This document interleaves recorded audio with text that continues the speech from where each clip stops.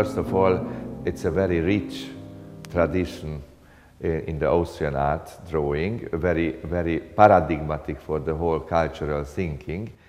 But also today, I am deeply convinced that drawing became again very important, because it seems to be that the cultural field, people are a little bit tired of the heavy presence of new media, big spectacular thing.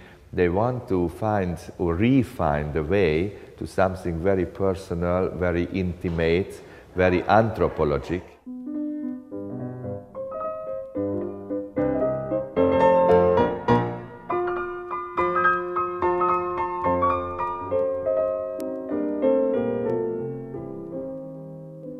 Here you see a surprisingly strong, evident coherence, not formally, but more in the spirit.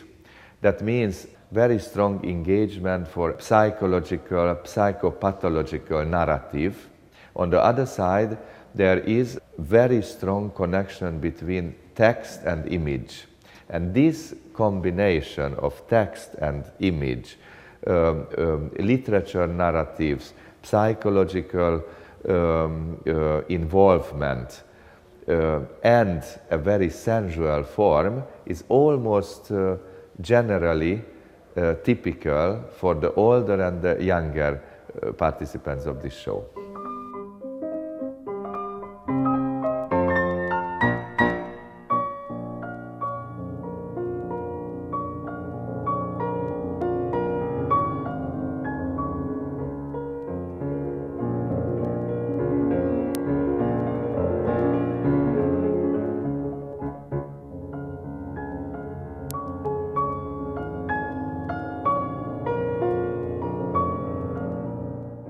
The generation around the Second World War, Alfred Kubin, Ridlichka, Fronius, they are working with ethical engagement and with a certain kind of pathos. There were a big human drama like the Second World War, the position of the people on the right or bad side. So their art is full of this kind of great ethical questioning of human history.